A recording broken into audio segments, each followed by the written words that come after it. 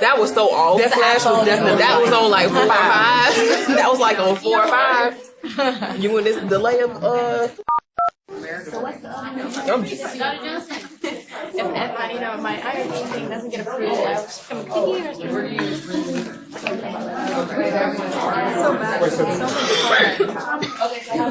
Mercy Drive. 6001 Mercy Drive. Stephanie. The extra ones that are. I needed a nap before this game anyway, because fresh air. I would go to jail. Most of them I got in my little vault on my phone. Yeah, that's why I was like, I can't move it. Yeah. When I take them, don't when I take them, I put them straight to my vault. But then when I see them pop up, I'm going to back up. You should not back up that. They should give you an option. Do you want to back up this phone? No. But if you want to meet your parents? I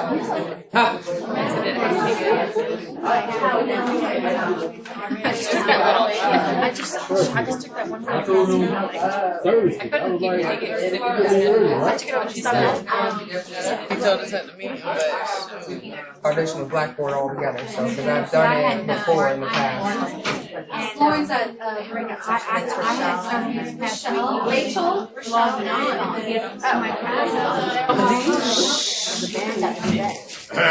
Different sections. There's it almost fell off my neck like 50 times. Like, oh, I know the people in the back laughing at me. But I also thought I'd give you an opportunity. Sorry. Not this one. this is what's crazy for. I got it. I can't see on the screen. All I see is the blue shirt. So what I'm going to do, I'm going to do the presentation in what I hope is a more informal way, and allow you to ask questions, jump in, whatever, along the way. Okay? Yeah. I just have a question for you. Your name and face looks familiar. Do you do a session for the Florida Supreme Court family mediator? I do teach for Eleanor Robinson. Yes. I know I knew your face from Boca Raton. That's right. Yes. Okay. I'm glad. Okay. Just had to find out if that was you. Okay. Awesome. Yes. Among the other things that I do, one of the things is that I do, because I'm an approved CE trainer in domestic violence, and most professionals have to have at least 2 credits every 2 years or so. I come in and I do some training in various groups, and in the mediators group training, I come in and do that in Fort Lauderdale and Boca area. I've also been on television, sometimes nicely, sometimes not so nicely. One of my very interesting cases, which we won't spend a lot of time on, was working on the O.J. Simpson case. And I was an O.J. psychologist, such as it was. wow. I was a forensic psychologist. Jody Arias, weren't you on TV for that too? I was on television for Jody Arias, but I did not testify, or I wasn't even hired to work on the case. What I did do was I agreed to be interviewed by Nancy Grace. Any of you ever interviewed by Nancy Grace? I not do it. But she loves me. That scared me worse.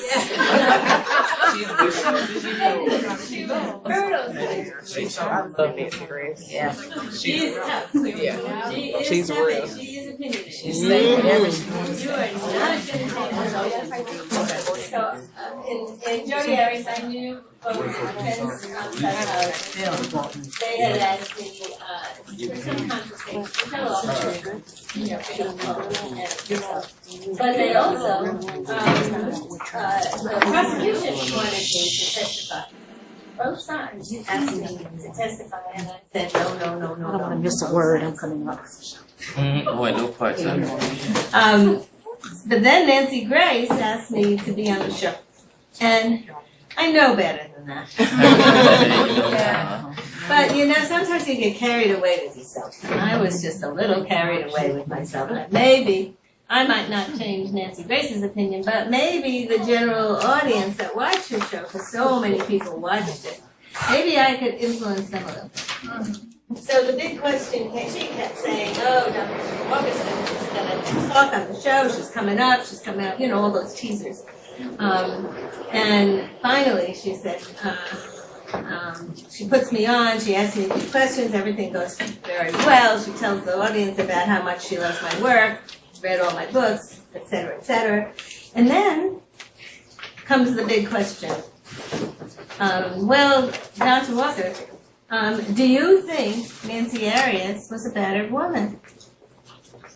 And I said, well, you know, Nancy, it really doesn't matter whether she's a battered woman or not. The issue in this case, like in most of the cases I work in, is whether or not, because she was a battered woman, she was frightened and she killed him in self-defense. And I haven't heard anybody testify to those issues. You don't get a free pass to be a battered woman to kill somebody, or a battered man. I mean, nobody gets a free pass for that. But if you're in the middle of a battle and you believe it's a reasonable perception of imminent danger is the definition of self-defense, then who better than a psychologist to talk about what's reasonable, what's imminent danger, and you know, whether somebody has a perception of danger. So all of a sudden we go to a break, and the next thing I know, they back on the line saying, "Oh, Nancy is so happy, she's going to call you again, but she's got to get on to some other things." She's lucky. Right. So what does she do? She goes and she puts on her blog, Dr. Walker says that Jodi Arias is not a battered woman.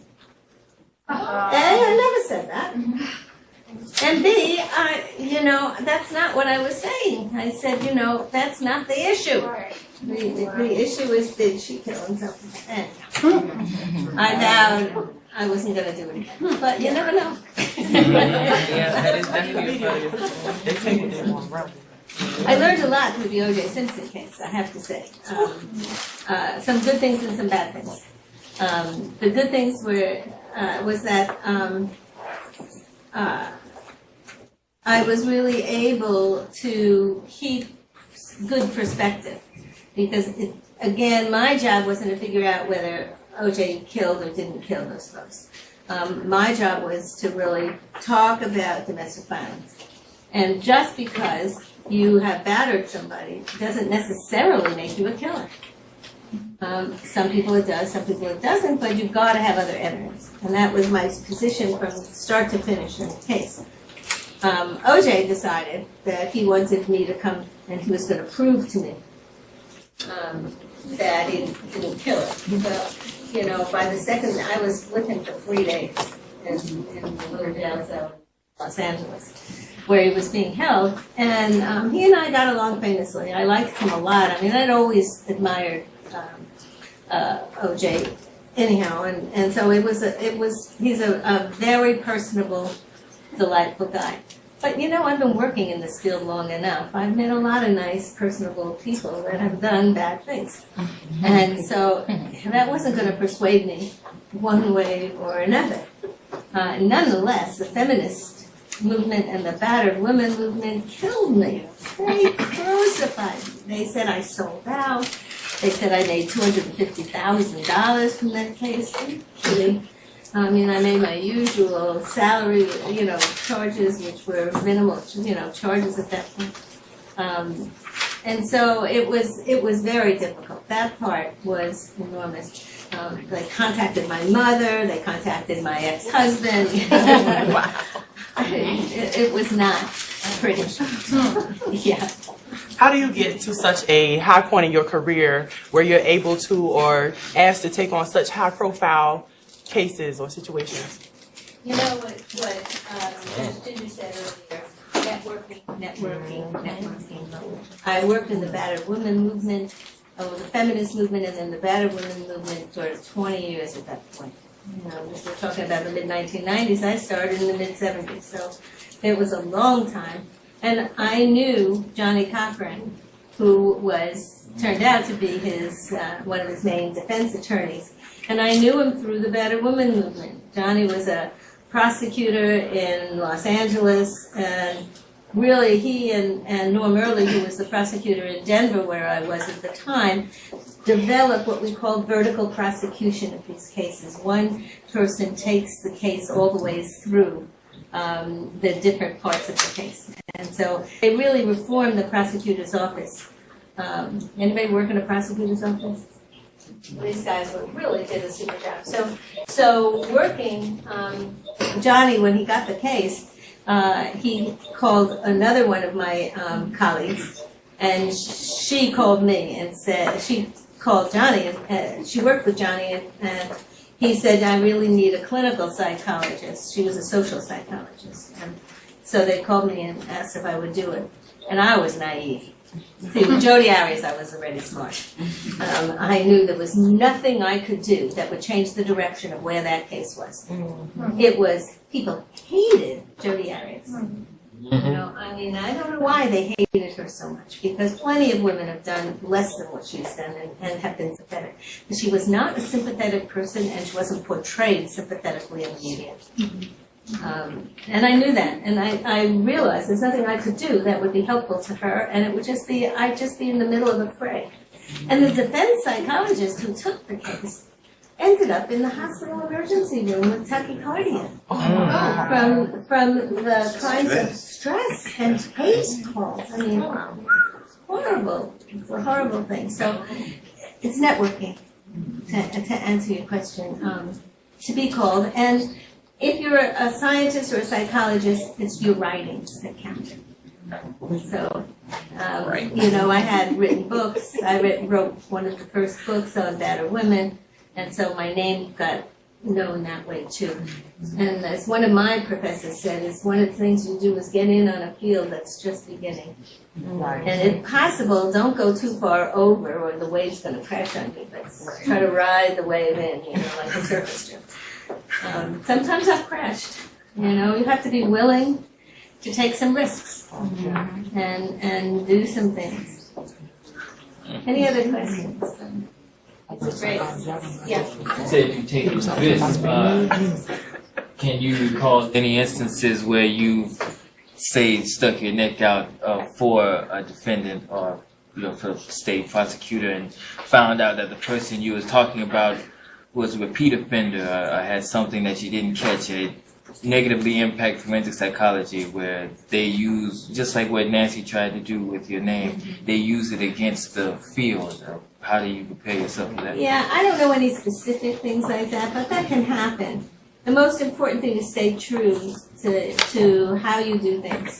Stay true to your guidelines, stay true to the ethics, so that you don't get drawn in to things that you shouldn't, or that could be a problem. Here's a good example of this. When I first started working in the field, if you were a therapist, you could also testify on behalf of your therapy clients. Then as the field of forensic psychology began to build, the suggestions were, first it was a suggestion that maybe you shouldn't be doing this with your clients, that it may interfere with the client-therapist relationship, and that only forensic evaluators should do the evaluation. And for battered women, sometimes that's not useful. You send them to somebody who's not sympathetic, or they feel isn't going to protect them. They're not going to tell them everything.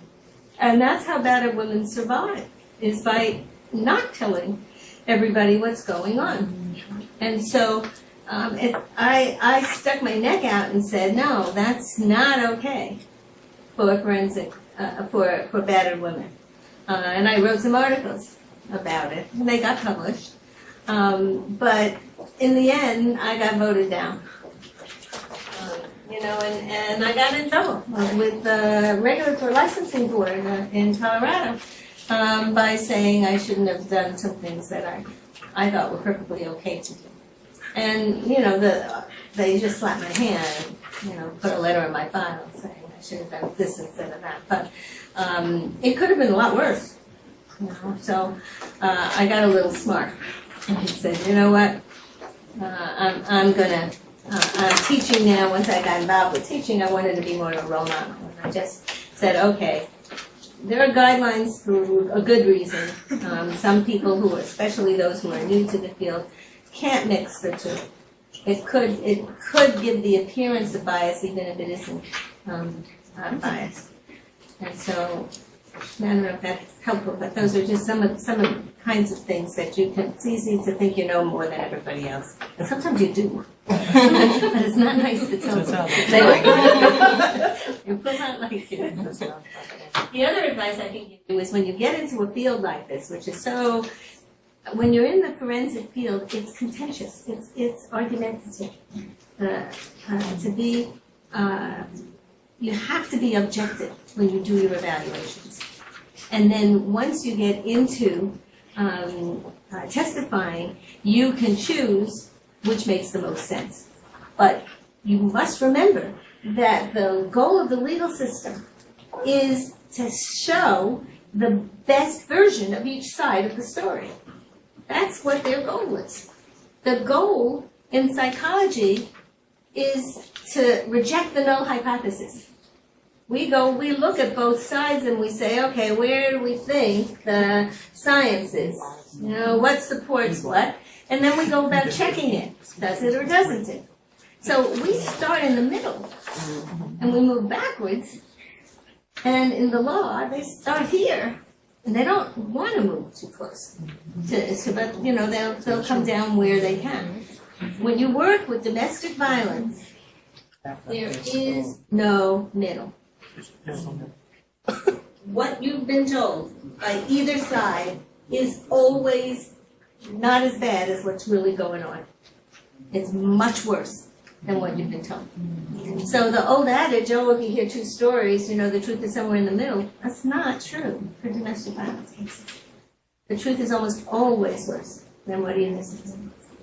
You have to know that when you're doing this kind of work.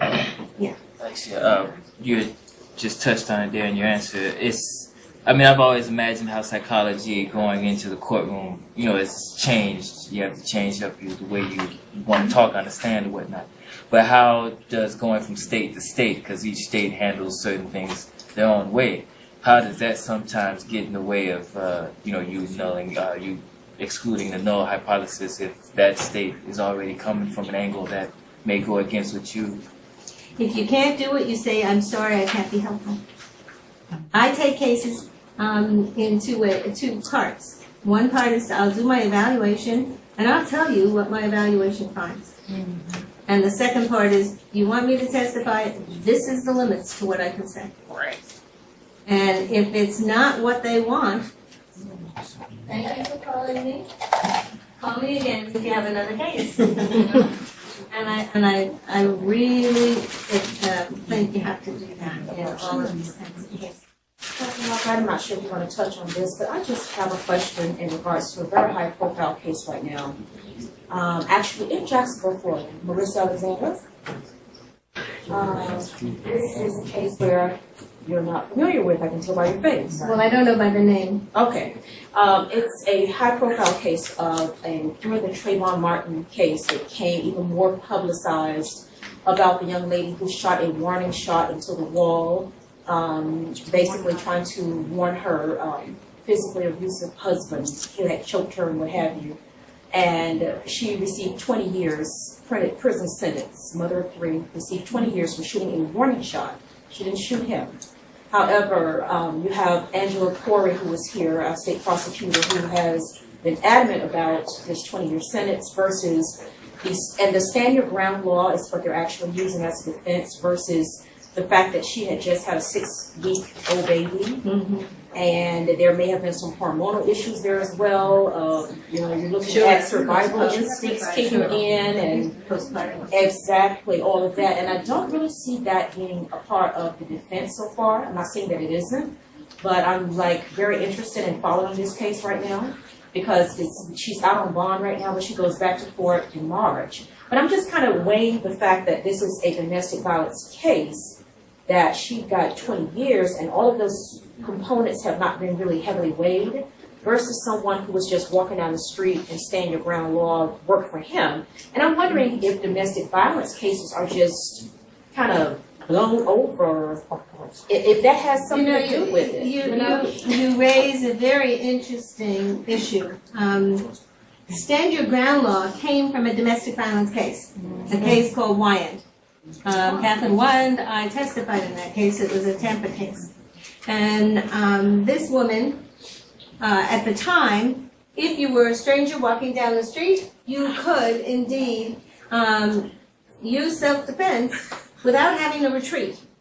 In the Wyand case, at that point, if you lived in the same house, you had a duty to retreat. And the stand your ground law came to remove the duty to retreat for battered women. It then gets misapplied. This is my opinion. Okay, up to there with facts. It gets misapplied in the Trayvon Martin case because that wasn't about Zimmerman, who is the one who was the initiator in that case. And so it should never have been used. But now you're raising a critical issue, and that is, this isn't about science. This is about science and law, politics. And it's about the color of your skin, and it's about the culture you come from, and it's about who's in power and who isn't in power. And so, when I worked on the O.J. Simpson case, I got to tell you, I had newspaper articles, magazine articles, all saying that I was African American. They couldn't imagine a white woman possibly defend a black man who killed a white woman. I didn't care. So they could make me anything they want. I was proud of who I was, and that's just fine with me. But it is really interesting. I don't know how many of you knew him because he did set up a practice here. But he was just one of those gentle giants. He was a fabulous person as a person as well. So that's what happens sometimes. In these cases. Yeah, somebody else had a... I'm sorry, you said Wyand? It's W-Y-N? It's W-I-E-I-N-D, I think. Okay. It's a 98 or 99 case. Thank you. I have more so of a statement than a question. As we were talking about the domestic situations with the young lady that's under the 20-year sentence and some other instances. Cases that are ongoing. Okay. But it's a personal experience for myself. I know a lot of women are kind of fearful to get other people involved, especially the authorities, because I've had a situation. I'm a domestic violence survivor, if you would like to say so. But I called the police to intervene, and I was basically rejected by the officer that responded because I fought to leave. And it was really my only option. It was like kick him in the kneecaps and run, or step on his foot and leave, because he wasn't just going to let me walk out the door. That was not an option. So he tells me, oh, so you hit him too? He says, either you can leave this alone and go your ways, or I'm going to arrest both of you because how I see it, you both were fighting. And I explained to him, but that's the only way that I could get away. He says, no, as soon as you got a second to run, you should have taken that advantage. And I was really standing there in shock. I'm like, hurt? I called you to protect and serve me, and instead you're telling me I'm going to go to jail. Listen, I just did another case like 2 weeks ago with a woman from New Jersey who had the same thing. She called the police hoping to document things Yeah. because he I had didn't get just documentation. trashed the whole house, and they came in and she had a little too much to drink, and he had gone, he had fled, and they took Yeah. her in. Yeah. He always left. He was never around when the police got there. And I'll be standing there. Yeah, you know, this is the unfortunate problems with domestic violence. But does it mean you can't? You have to continue to call the police, and you have to keep your mouth very quiet. You know, if you've done something that is in self-defense, you have to say what's in self-defense. But you don't have to give them a whole history because they're not going to write it down, much less spell it properly. You know, because honestly, who are some of the people? We're studying. We have a research project on murder-suicides because Florida Yes. is the capital of murder-suicides in this country. And so I'm working with Vince Van Hassel, another professor who's a police officer. And guess who is the highest domestic violence perpetrators of murder-suicides? Police. Does that mean every police officer is bad? Of course not. But they have access to guns.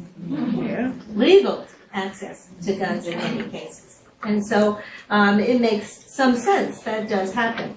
So what have we done? Instead of walking around and saying, oh, police are bad, what we're doing is we're training Broward police, Broward sheriff's officers in how to deal with domestic violence cases. And we have to continue to do that. You have to continue to, you know, get the access into the police schools that people go to so that we can train them. We are continuing to train psychologists who understand because in the cases that you met me in are family law cases. In family law cases, we've got people who are finally deciding they're going to get a divorce. The children, at the point that they separate, the children may start to talk about how abusive the other parent was, whether it's the father or the mother. It's more often the father than the mother, but not solely. And what happens then is that some psychologist comes in, they can't decide custody issues, and so the psychologist who knows nothing about domestic violence comes in and says, shared parental responsibility, that's the law of the state. Well, what does that do to the kids? You know, I mean, we're looking at the kids who are really being forced to go back and forth into two totally different homes, one of which may be very abusive. That may be psychologically abusive, but you know that's all you need for kids. Right. So we're trying to get the word out, but it's not easy because there are so many people who believe in these myths. And so that's part of what psychology can do and science can do is to turn this around. I know that's one questions, but I have someone who contacted me like a couple of weeks ago. She's not in the state of Florida, however. But are there resources out there? Because she has a child who has special needs, going through obviously a nasty divorce. The husband only wants the child because to get back at her. He's trying to seek custody and but he's abusive. But he's abusive. He's abusive to the child. So she came to me asking for questions, you know, resources and what do I do? But are there resources for those individuals to report? There are resources, and if you are a mental health in the mental health or health team, you're a mandatory reporter, so you have to make the report to the Child Protective Services Agency where they live and where the abuse is taken care of has occurred. But you have to have knowledge that it's really happened. It can't just because somebody comes in and tells you. You have to have some information, because otherwise you could be sued for making a false report. So you have to be very careful about how you do it in another state. In Florida, there's no care. It's not your business to check whether it's true or not. If you have a report of child abuse, you must make the report. You shall make the report. That's the law. So, but most of the cases of contested custody battles are abuse issues. And on the other side, they immediately raise parental alienation syndrome. No such syndrome exists scientifically. Why do the courts love it? Why do lawyers love it? Sounds nice. I had a quick question. With you coining the word in the syndrome, battered woman syndrome, can you comment, are you familiar with the Betty Broderick case where the state of California didn't allow it, and then, she just went up for parole in 2013, and they denied her again?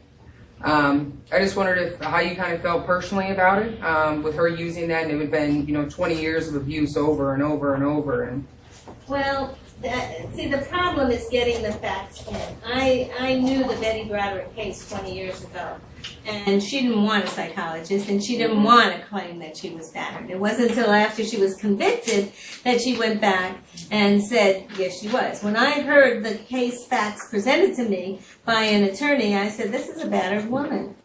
But he also was a high-priced attorney. And he's the board of in California and everything. So. Yes, and he was able, with his influence, to really, this is a woman, I don't know if you know the case, but just briefly, the woman, Betty Broderick, killed her husband when he had an affair. She found out he was having an affair with another woman.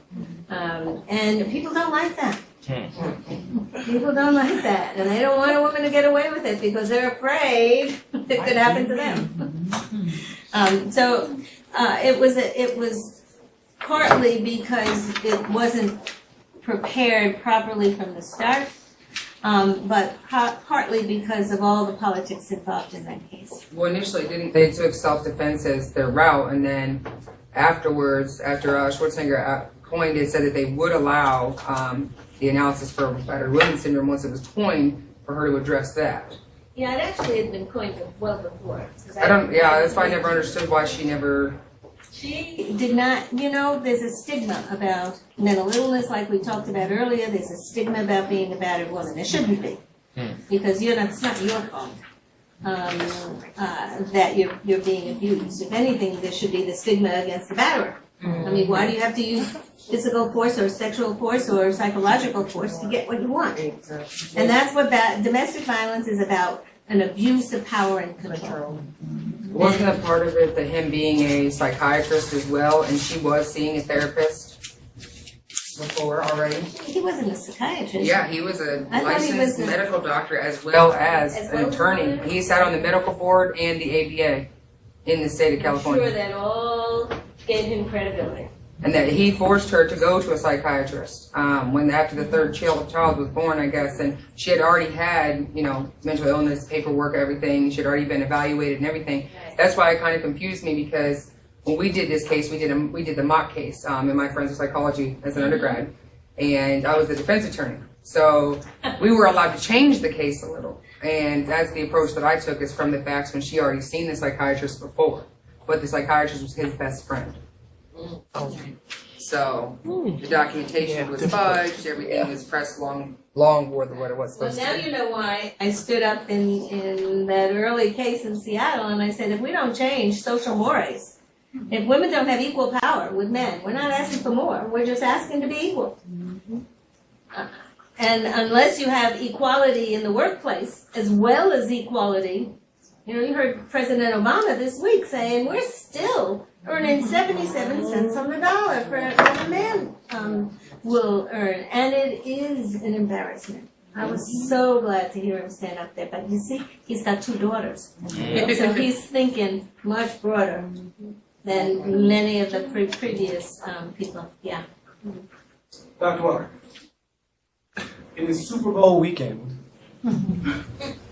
And I have heard that on Super Bowl Sunday, there is a heightened amount of domestic violence in the United States.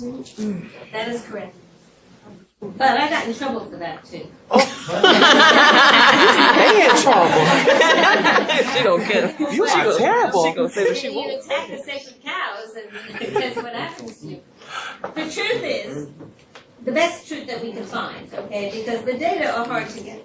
But I was living in Colorado at the time, and the Denver Broncos, they were going to the Super Bowl, I think 2 years apart. They went to the Super Bowl. And one time they played in Cleveland, in the Cleveland Browns, and one time they played in San Diego. And so what we thought about doing, we thought this would be a little clever research project. Let's get the phone calls from the crisis centers in both of the cities before and after and during the game for that day. And what we found was that during the game, 0 crisis calls. I mean, a minimum of crisis calls. After the game, After the game, it's going crazy. they could not keep up with it. Right. So if you averaged it out, it didn't look like it was necessarily the same, that much different. But if you looked at the times more carefully, you would see that, of course, there's lots of drinking that goes along with the game. There's lots of opportunity to be at a Super Bowl party, and the woman looks at another man, and the man just gets nuts and says, you're flirting with somebody, or worse yet. So these are the kinds of things that will increase the probability of domestic violence. Because it's heightened So around holidays. we then entered upon a big campaign. I went on Good Morning America and saying, look, what we have to do is to help people understand that if tempers are flying, protect yourself. And for men, protect yourself as well, because you're going to get arrested if you're going to use any kind of violence. And we gave newspaper articles. It wasn't just me, it was a whole group of us as advocates. And somebody, I then got on a plane and went someplace else, and somebody who I left in charge of answering the phone, who really didn't know what they were talking about, got on the phone with some reporter at the Washington Post and said, well, I don't know of any research project going on here. And so they wrote it up in some textbooks saying that this was all a sham and that it didn't occur. It's not true. It really didn't occur. And so we then, instead of going back over and over it, we then started giving out advice to newspapers and reporters and television magazines that when Super Bowl Sunday comes, be prepared. Try to make sure that people are around, that there isn't as much alcoholism. Some people are going to drink until they can't stop. Other people will drink to just have fun. So to try to measure what people are doing. Now we're wondering what's going to happen with all the Denver. I mean, what are the 2 states that allow legalized marijuana? Denver and Seattle California. and Denver. There's going to be no fight. So we're looking at what'd you say? I said there's probably going to be no fights. Everybody will be asleep afterwards. Got the munchies. Got the munchies. All right. Well, let me just go over a couple of things. I want to go to the slide on page 3. I just want to tell you the definition of battered women syndrome. When I first started using the term, I didn't have a scientific definition. The definition I used was somebody who was battered, who showed psychological symptoms, and they were the trauma symptoms that we now know. But when I started, we didn't have PTSD even in the diagnostic manual. And so I also used a couple of theories, and I won't go into all of them because we don't have time. But now you can see on page 3 at the bottom slide, it defines battered women syndrome. We've been doing research with battered women for the last 10 years now, and my students go into the jails. They go in. We're starting to go into the shelters. We go into the community areas, and we try to get women to participate in our study, so that we have a pretty good definition of battered women syndrome. And you can see it has 6 major pieces. It has the PTSD criteria. There used to be 3, now there's 4. The DSM-5 added a group called cognitive changes. These are things that really you start to think differently, because you have to think about protecting yourself and your kids first. That has to be the first thing that you think about, rather than just picking out whatever the situation would call for. So those are the 4 PTSD, and then the 3 other ones are changes in your relationships with people because of the isolation, because of the fear that you're going to set off another battering incident. I'm sorry. No, I'm trying to get Bernie so that we get it on the screen. Oh, okay. So the changes in relationships with people, for many people, they have physiological illnesses. The more your immunological system is compromised, the more likely you're going to feel bad. And then the last one is, for many of them, there are sexual issues, especially if there's been sexual abuse either earlier in your history or later on. So you can see it's pretty easy to measure now because we've got a lot of psychological tests to measure it. And if you turn to the page 5, you see the page with the graphs on it? That's what I use when I testify. I will draw, when I do an evaluation, I ask people to tell me 4 specific battering incidents, the details, I mean really details. I do the first incident that they can remember, I do the worst, or one of the worst, I do the last one before they came in to see me, and I do a typical incidents. And here are the graphs that you can draw. This is the typical kind of average.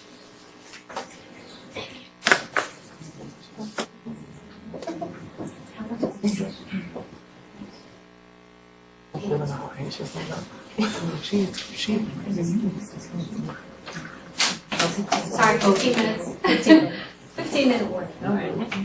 Can you? Yes, the bump, I did, the bump did. What you see here is a graph. If you start on the horizontal axis, it's the incidence.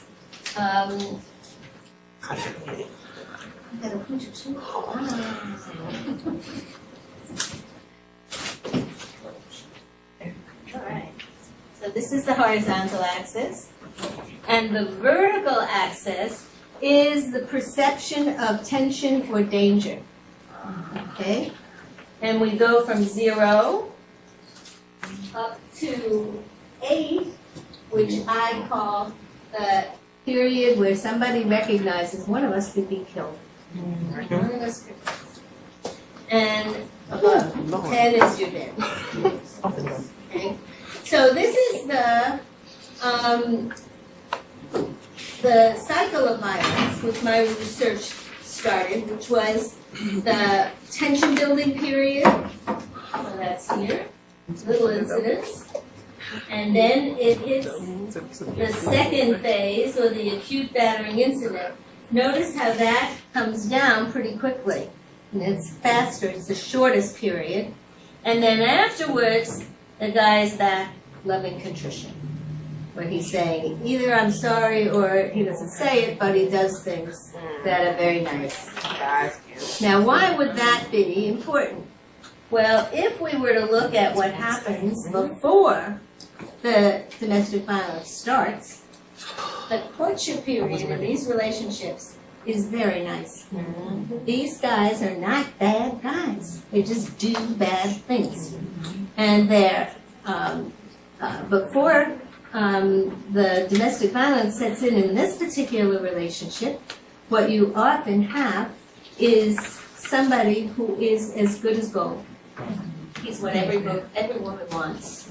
He listens to us. He wants to know about our friends, about our family. He calls us, he knows you've got a presentation to do at work or at school. He calls you to find out how you're doing with it. I mean, he's as nice as they come. Until...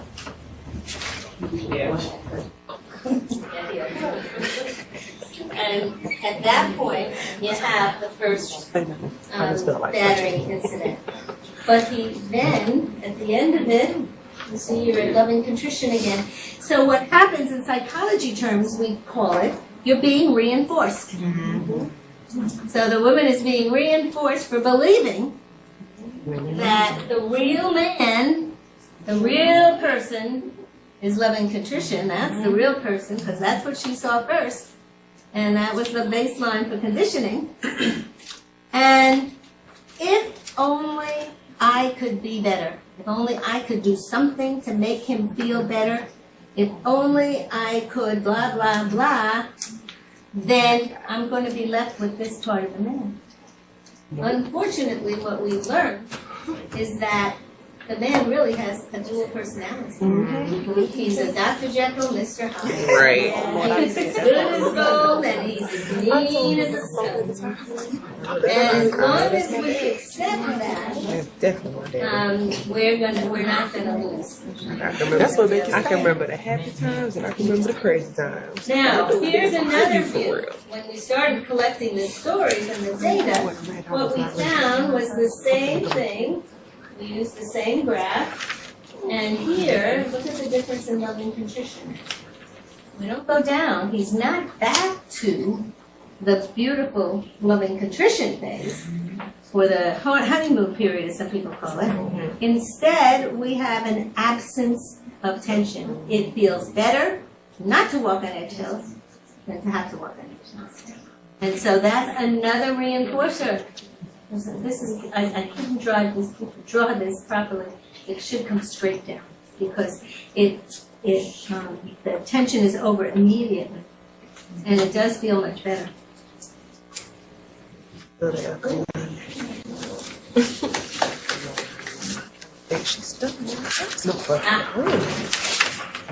Okay, here is another phase on page 6. This is the typical incident where things are getting worse.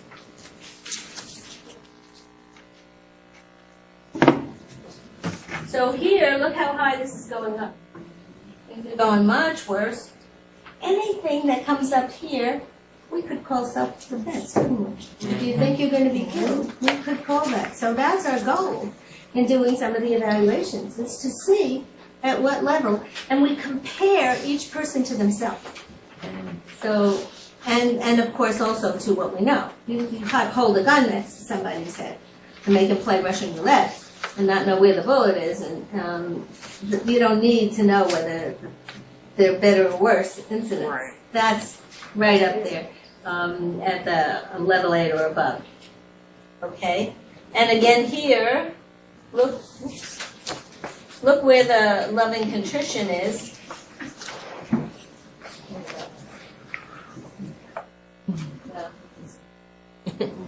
And this one, these are the battered women that may even hire somebody to kill. They are not allowed legally. We have some bad decisions that say, you can't hire a killer. You're going to defend yourself, you got to do it yourself. So, but you see the difference up here. The loving contrition doesn't come down. It goes up and down a little bit, but it does not come down to the loving contrition. And so these are the people who are just totally exhausted. Now, why doesn't a woman leave? Well, if you're going to leave safely, you're going to leave back at the first graph. You're not going to be able to leave it at either one of the other graphs. It's just, by then, he's not going to let you leave. And that's the real question we have to teach jurors, is that not why doesn't she leave, but why doesn't he let her go? Because almost all the cases I've worked in, and I've worked in thousands right now, they try to leave. But the worst abuse that anybody gets is when they try to leave. Or they try to protect their children. Yeah. The most dangerous time in a battering relationship is when you're going to leave. And that's what we say is in psychology is counterintuitive. We don't want to believe that. We grew up believing that, you have self-will and self-determination, and if we want to go, we can go. You're not going anywhere if you have kids, because the law is going to keep you chained right to the same place. Are you okay? Are you okay? Not really. I'm kind of having a little anxiety. I wasn't ready. Thought I was Sorry. ready. Now, this is a case that I worked on, It's in my head. Y'all just don't know. where the woman, Oh my God. I took the details of all of these battering incidents. And you can see how I plotted each one, and you can see how it got worse over time. She ended up killing her abusive husband. In the United States, this, I think she would have been found not guilty, but it happened in Hong Kong.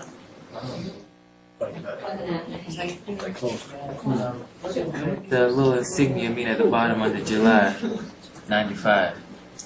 It's in my head. I can't do it. It's interesting to notice it. And so that's one of the things that I presented. Now here, I took a look at some of the research and what are the criteria that we look for. And I go over, does this person meet these criteria? Now this is already published work. So that you can't say, well, I'm making it up for each person.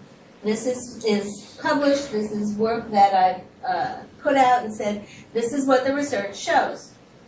So we know that battered women re-experience the abusive incidents again and again. Sometimes, like other PTSD victims, sometimes they have something that triggers it. Sometimes they're just sitting quietly and it pops right in their head. In the middle of a self-defense incident, she's not just thinking about self-defense now. It's all fragments of other times she's been in that same situation that's coming to her. So my job as an evaluator is to get out that information, because she'll rarely even knows it, how to say it herself. And of course, if she's arrested and she starts to tell the police don't know what to do with the data either. So she has to say, I was terrified to the police and that I thought it was going to kill me. But she didn't have to say more than that. The rest of it will come out after the evaluations. And we also have avoidance behaviors and numbing of the emotions. This is all the PTSD definition that we have. And then I looked at power and control factors. Because remember I said domestic violence is about power and control. And so in this particular case, on this particular graph, how often does he know where you are when you're not with him? And we have two samples of research. Sample 1 said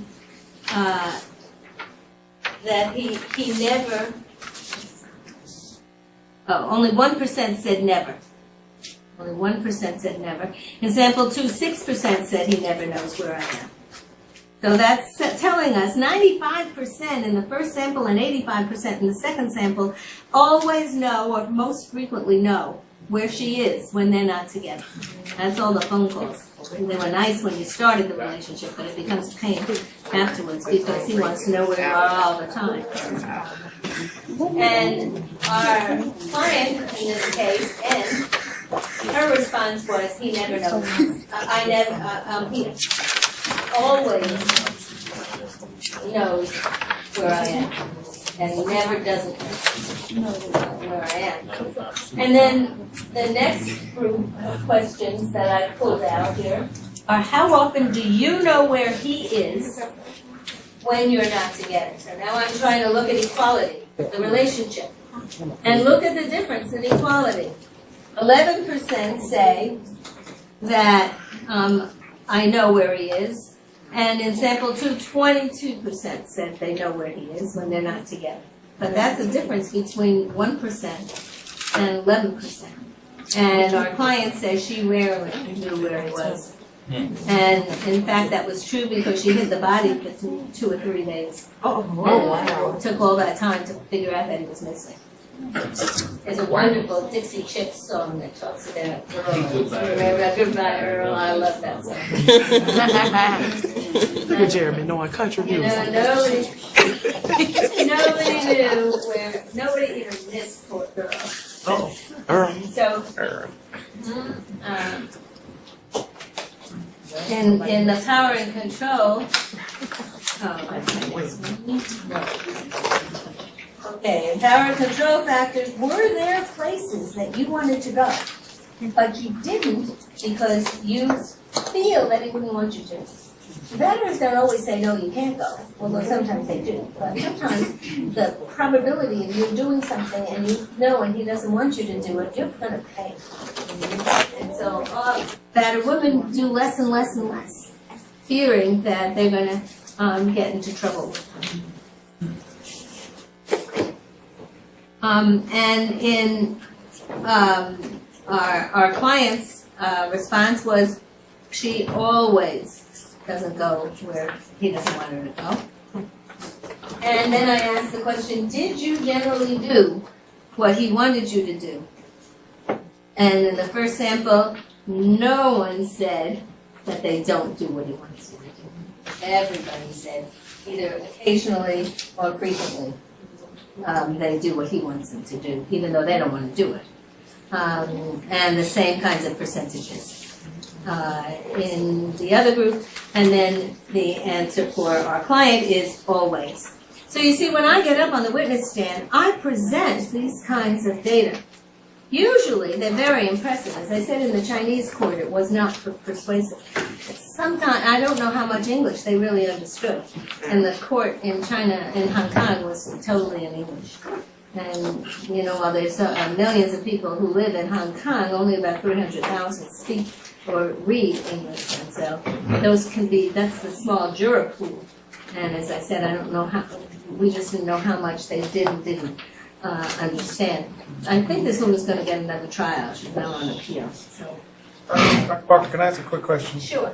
In your previous graph, when you showed that threshold, where it gets to the point where the battered woman believes that somebody could die, in the cases that you're often involved in involve defending the battered woman who killed her abuser. There are also, of course, cases where the abuser kills the battered woman because the abuse reached that threshold. And then another method of escape is for the woman to commit suicide.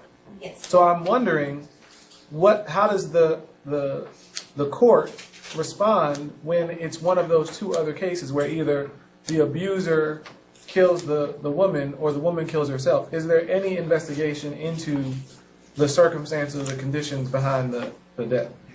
That's an excellent question. The answer is we've been looking for it because we're looking at the murder-suicides, and every county and every state keeps different data.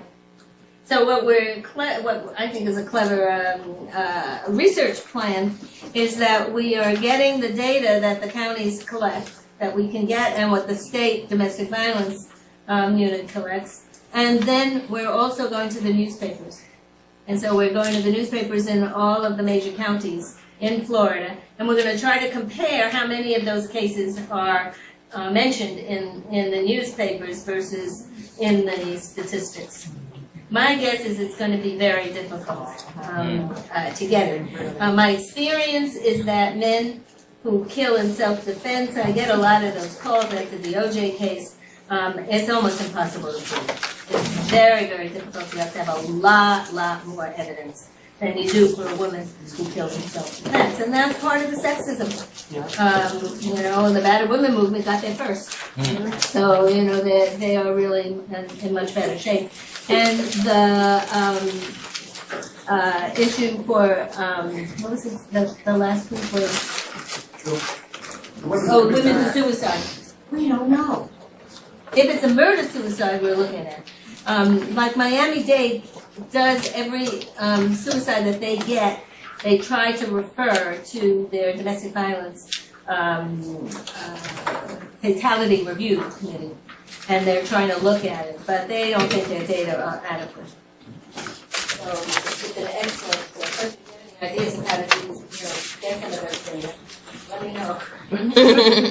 I'm pretty sure he will. All right, and here's the power and control factors. Who wins major disagreements? And again, always him. Sample 1, 40%, sample 2, 37%, occasionally or frequently. And you notice, she frequently, very few, 0% and 2% say that they win the argument. It's an argument he always has to win. Of course. It's an interesting ability to be able to compare data between the research studies. Do all courts listen to it? Absolutely not. Attorneys can jump up and object, and sometimes we just in Florida went to a Daubert state. We've been a Fry state all along. So again, Daubert state really gives the judge more gatekeeping abilities to keep the research, let data in or not let it in. So with that, please enjoy the rest of the slides. We've got to stop, and thanks for being here.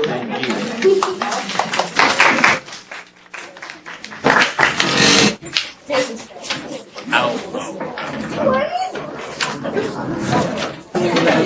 We gotta have a couple of Jesus part. Which one? What? Did you do the second part already? That's for the second part. Yeah. You do another one. There's another one we gotta go to.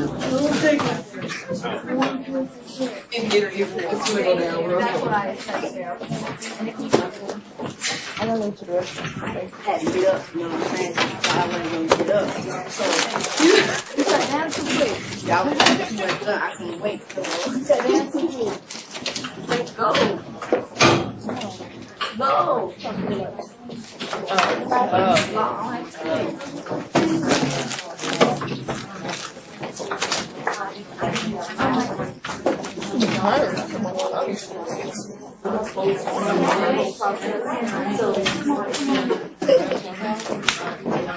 I stayed with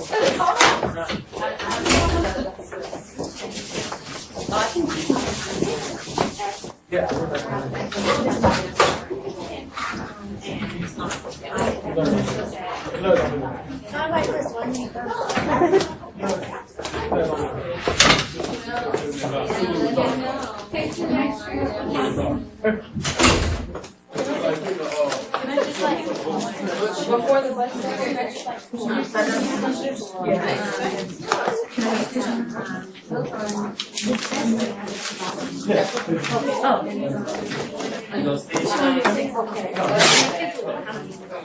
Okay,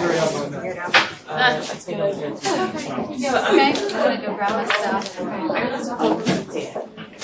And I with her via email. It's been a while, but I am in South Florida.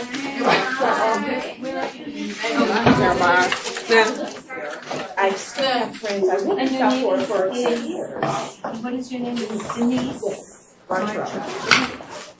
So I live in Palm Beach. I'm in Fort Lauderdale a lot. So Can you get her in touch? I can get her. No, it's good to meet you. Okay. It's good to meet you. Make sure to get my food out of the way. Happy to take them, yes. Awesome. And then you I did. I got half of my seat, which the problem was that I got so hot. Nancy actually took me into another room. Okay, so make sure to drop that off in front of the elevator. I did. I was getting, and there are now 3 technicians here. Thank you very much. Absolutely. Thank you guys for coming. I put you back to your front page. You're no longer recording, so you should be good. Oh, good. I don't have to record this. Yes, wonderful. You do not have to record the session. The first session is recorded. We're just going to work with those and see what we have. We're Ambassador Dean Crosby. Sam. Yeah, she Yes, really was. She needs her certificate. Did excuse me, is there soda or something on this floor? Which There is a lounge. I'm not sure if it's open. Let me check. the other show your students? Okay, just wanted to make sure your certificates should be downstairs on the second floor on the table. They're listed alphabetically, and they're in manila folders by last name. So if you want, I'm going down there right now, and I can help you. Okay, great. Thanks for coming up. Thank you. So there are 3 technicians working on the air network. Dr. Walker, I'll be This in is touch. That sounds great. I would love to know how I can also, I don't know what kind of research you have going on, but I would love to be a part of that. In Well, some you know, kind of capacity. We have different things going on. Oh, thank you, Look on Michelle. the, did you get a Sam, copy can I of give those you these? These introductory are, slides? for all the same person? They should have been in the packet, not these, but the Thank ones. you. Yeah, Yes, these are yes, for yes. my desk. I listed some of the research that's going on. Awesome. Yeah, since Take we're, a look. since I'm in the. Okay, awesome. Thank you Come again. down and get your certificate. Dr. Walker, great job. Thank you so much. I'm gonna take her downstairs to the second floor. If you have problems, please let Lauren know. You're leaving for the day? No, I'm just gonna go downstairs Okay. to the She second can't floor. leave for the day, she got her stuff. I know. I'm taking them to the airport. Don't scare her. Oh, She's gonna okay. be like, "Where's my suitcase?" Aw, buddy. No. But you were so efficient, Samantha, that I wasn't scared at all. Okay. No, I was. surprised, but not scared. No, I'm. The baby and I are having a hard time regulating our temperature. Yeah. So I'm gonna go just, plus minus. And, yeah, but there are technicians here. There are And if 3 you of them now. can't- If you can't take us to the airport, and Oh, no. get somebody else who we can call. My car has air conditioning. Yeah. What should be labeled into this is I was going to go switch into sandals and kick up feet. But I do have my cell phone. Please call me if you need something. Otherwise, I will be. Okay. It's 1:38. Oh, I mean, I did one. Okay. It's amazing. Welcome. Some of you are sitting for the back. If you want to come up closer, it looks like it's going to be a small group. Come on, Rochelle. You don't have to. Yvonne. Why are you all the way in the back? Yvonne knows. I usually sit in the second I usually row. sit in the back.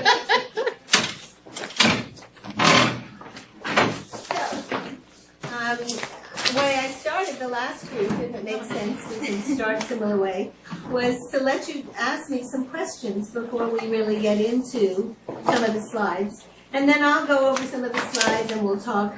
And you can stop me at any point.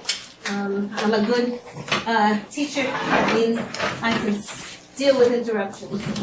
I can tell you no, not yet, or let's take what you want to talk about, okay? Yeah. I just left Dr. Gold's presentation. I didn't get to ask him, and I'm hoping you know. The TRIP and CATSB, do they accept master's level grad students, or is it only I PhDs? think they're on a PhD. Okay. I think they're on a PhD. Yeah. But some, like our forensic concentration only accepts PhD inside these students, but some of the sites that I send my students to